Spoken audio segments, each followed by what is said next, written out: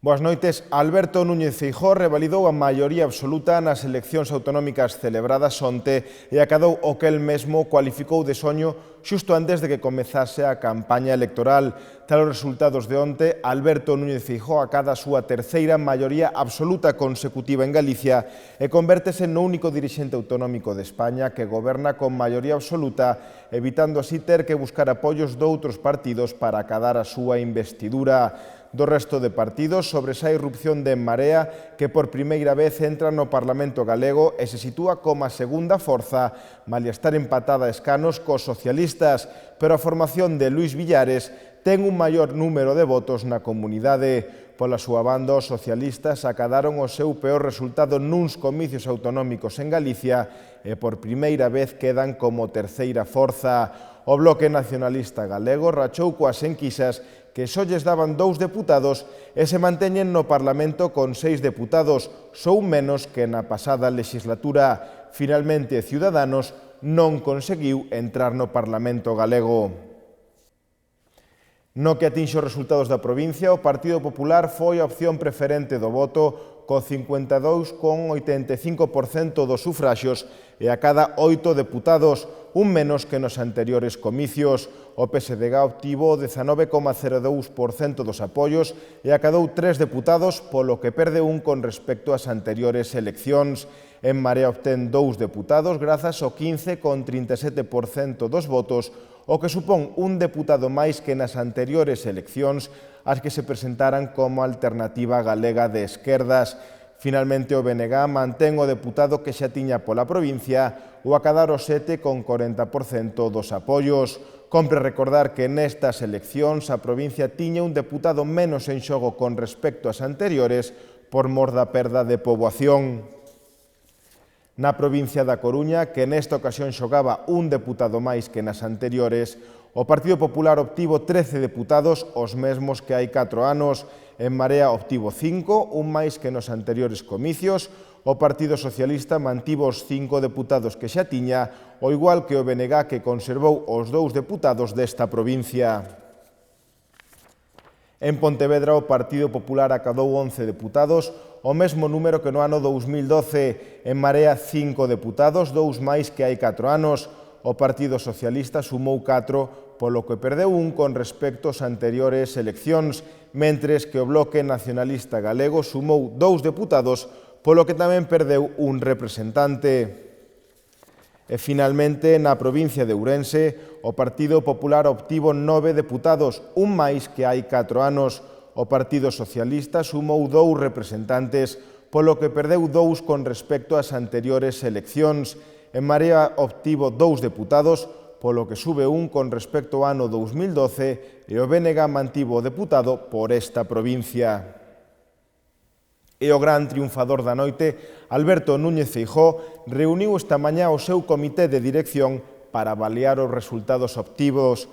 O líder dos populares galegos asegurou que gobernará para todos os galegos e que agora a súa máxima prioridade é acertar coas decisións a tomar. Sei perfectamente que ser presidente de Galicia é ser presidente de todos os galegos. Por lo tanto, ningún galego foi derrotado nin será derrotado durante estes 4 anos. Dende o mesmo instante, quero trasladarlle aos responsables dos partidos que conforman a oposición o interese por acertar. Non temos ningún obxectivo máis que acertar. O obxectivo de Galicia é acertar nas súas decisións.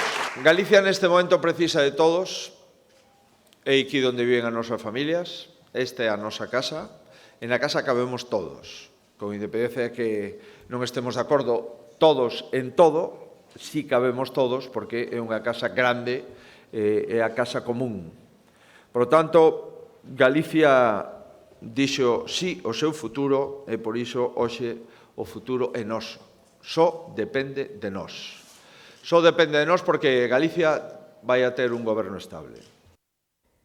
E onte por a noitas, facianas de ledicia e satisfacción eran unha constante na sede dos populares lucenses.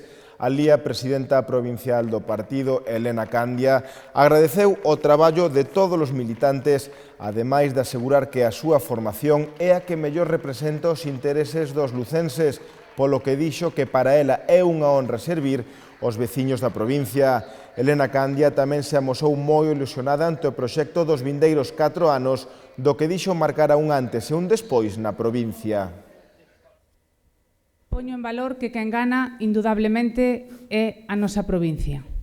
Somos un partido que sempre dixemos durante a campaña e agora confirmámolo máis que nunca, que mellor representa os intereses dos lucenses, que fixo un balance durante estes 8 anos que interpreto no día de hoxe que Lugo recoñeceu, e que temos un programa para os vindeiros 4 anos ilusionante e que vai a marcar un antes e un despois na nosa provincia.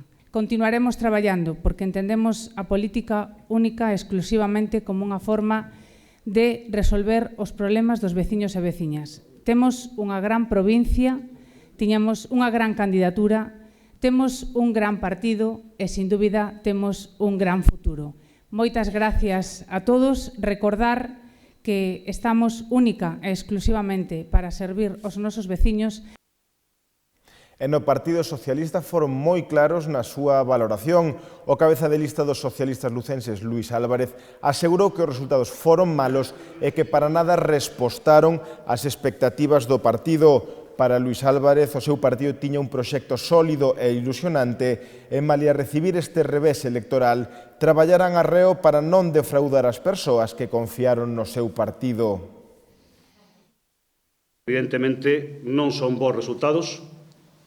Eso é evidente, non nos satisfacen porque non responden ás expectativas de voto que tiñamos depositadas no noso proxecto, que consideramos que é un proxecto sólido, que é un proxecto ilusionante, que é un proxecto deseñado pensando nas persoas e para cambiar a forma de entender a sociedade e a política nesta comunidade autónoma, pero que, polas razóns que se analizarán no seu momento, non acadou o respaldo que nos considerábamos axeitado. Vamos a seguir traballando para que as políticas que se desenvolven nesta comunidade autónoma muden, evidentemente, sendo conscientes de que o Partido Popular acadou unha maioría absoluta máis que suficiente, con 41 diputados, e que iso vai a supoñer que as políticas da comunidade autónoma sigan, lamentablemente, desde o noso punto de vista, polos derroteiros que discurriron ata este momento. É dicir, no caso de Lugo, vamos a seguir coa mesma situación no ámbito sanitario, vamos a seguir coa mesma situación no ámbito de apoio ao rural, a todos os sectores do rural, sector lácteo, sector da madeira, sector do viño, no caso do sur da provincia. Vamos a seguir coa mesma política en infraestructuras, é dicir, unha provincia abandonada, esquecida. Vamos a seguir coa mesma política no sector industrial. E os resultados obtidos por En Marea confirman a este partido como unha alternativa real ao Partido Popular. Así o dixo a candidata número 2 por Lugo, Paula Vázquez Verao, que tamén dixo que están no comezo dun camiño moi ilusionante para a súa formación. Este proxecto non é un fin de camiño, é un inicio. Os problemas de Lugo siguen estando aí, seguirá estando mañá aí a privatización de servizos sanitarios, os problemas do agro, seguiremos traballando neles dende abaixo e coa xente máis agredida seguiremos con ela. Agradecerlle novamente que apostara por En Marea. Como é un proxecto novo, pois de momento o que vemos é que son uns resultados pois importantes para unha alternativa ao Partido Popular. E na sede do Bloque Nacionalista Galego Lugo tamén houbo moita felicidade polo respaldo que a sociedade lucense lle deu a esta formación. A candidata por Lugo, Laia Rodil, destacou a importancia da campaña en positivo que fixeron dende a súa formación e tamén a entrada en esteado que cualificaron como efecto Pontón, que na súa opinión foi moi importante nos resultados do BNG.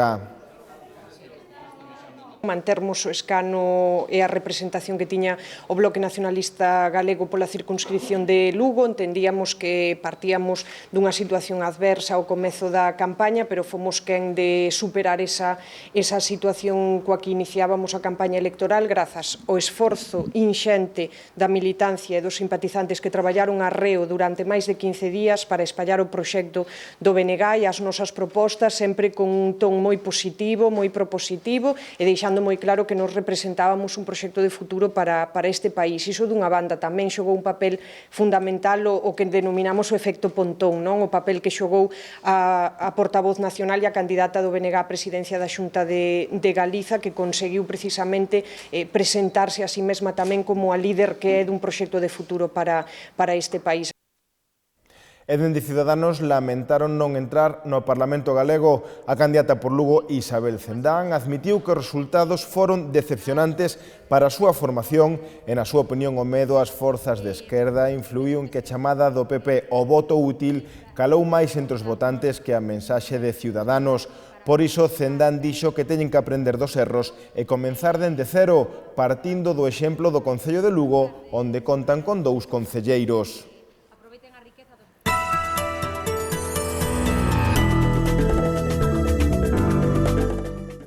E fora xa do eido electoral, alarma entre os veciños de Augas Férreas polo ataque dun enxame de avespas a un grupo de nenos e pais que estaban na devandita praza. Como consecuencia deste ataque, as familias tiveron que recibir asistencia médica por mor das picadas das avespas. Fai un par de días volveuse a dar a voz de alarma polo ataque dun enxame de avespas a varios nenos e algúns dos seus pais na praza de Augas Férreas, chegando un dos pequenos a sufrir un desmaio, segundo informaron algunhas testemuñas que se atopaban no lugar, ao que tivo que acudir unha ambulancia. Cando ocurriron os feitos, os nenos atopábanse xogando pola praza e nun momento dado achegáronse á parte traseira do circo que estes días estivo montado en Augas Férreas para ver o elefante. Foi nese momento cando os rapaces foron atacados por un enxame de avespas, polo que botaron a correr hacia o establecemento hostaleiro en donde se atopaban os seus pais. As avespas saíron voando tras os nenos, polo que tamén remataron picando algúns dos seus pais. En Bargantes, ese niño non era o único que había na zona, xa que, segundo informou unha veciña, había outro nunha árbore da praza.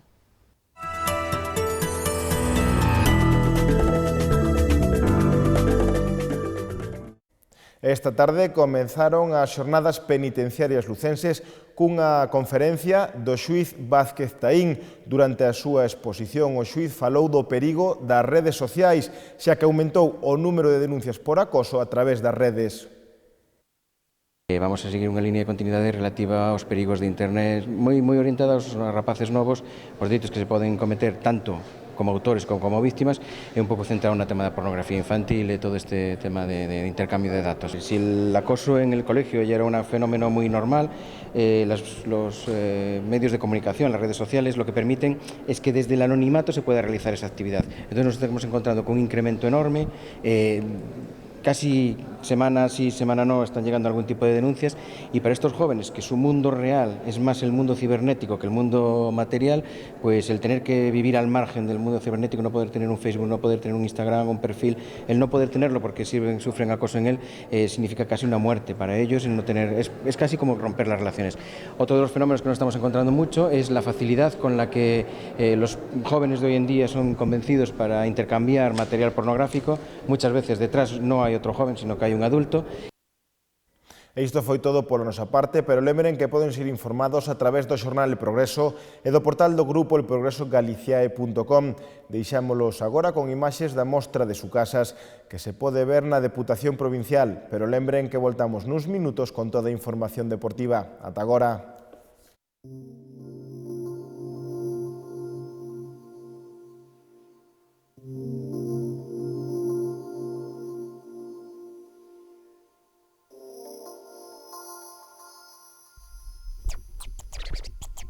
Twinkle, twinkle, little star. How I won. How I won.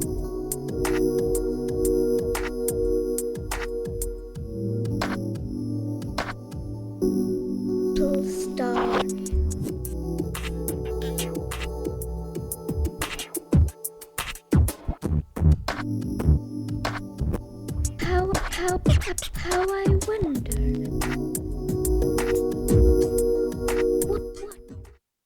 A Gran Muralla, unha das sete Tanta muralla, e resulta que rematastes 13 séculos despois que a nosa. Menos lobos, que aquí non pintades nada. Poida que en colores non veñamos pintando dende hai séculos, pero sen dúbida, de pintura sabemos un chisquiño. O si que vos tomades as cousas con calma, máis de 2000 anos, mi madriña.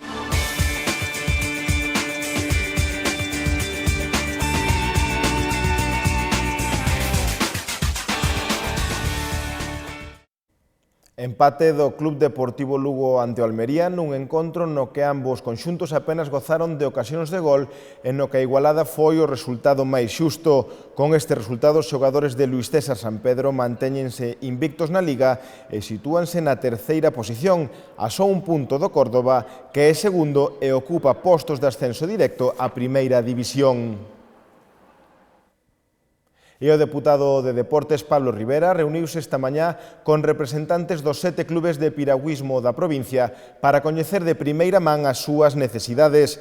En resposta ás mesmas, o Goberno da Deputación acordou unha nova colaboración de 85.000 euros coa que se levarán a cabo novas accións formativas, a contratación de máis monitores, a adquisición de novo material técnico e a promoción do piragüismo. Así mesmo, Rivera explicou que este orzamento será para que os 7 clubs xestionen directamente a escola de piragüismo e afirmou que eles son os que máis rendibilidade lle poden dar as instalacións, xa que son os mellores coñecedores das necesidades dos profesionais e afeccionados a este deporte.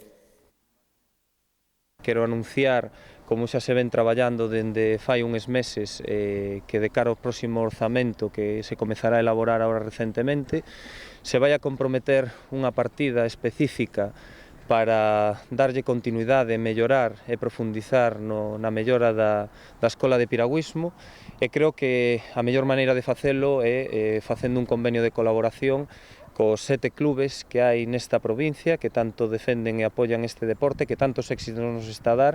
Ese será o comezo. Entón, mañá levaremos unha proposta alternativa de firma dun convenio de 85.000 euros para o próximo ano 2017 cos 7 clubes da provincia para mellorar a profesionalización do piragüismo, seguir afondando, seguir sacando profesionais, seguir sacando olímpicos, que é un pouco que se facía, e como se viña facendo aquí dende Lugo dende hai moito tempo, non? Creo que esta escola de piragüismo o que pretende vai ser non só a promoción do piragüismo, que tamén o mellor hai que achegalo a maior parte dos concellos, a maior parte dos colexios para que os nenos coñezan en profundidade esta disciplina deportiva e os seus segredos, pero tamén é fundamental apostar por unha maior profesionalización desta escola e sobre todo tamén por, ter os monitores axeitados, ter un programa de promoción dentro deste marco deste convenio cos clubes do piragüismo, tanto nos concellos como dirixido a escolares.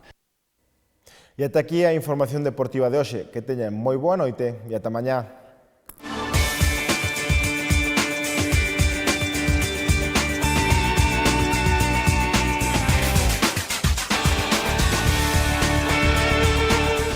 A Gran Muralla, unha das 7 Tanta muralla, e resulta que rematastes 13 séculos despois que a nosa. Menos lobos, que aquí non pintades nada. Poida que en colores non veñamos pintando dende hai séculos, pero sen dúbida, de pintura sabemos un chisquiño. Iso sí, a vosa é máis longa. A muralla, digo.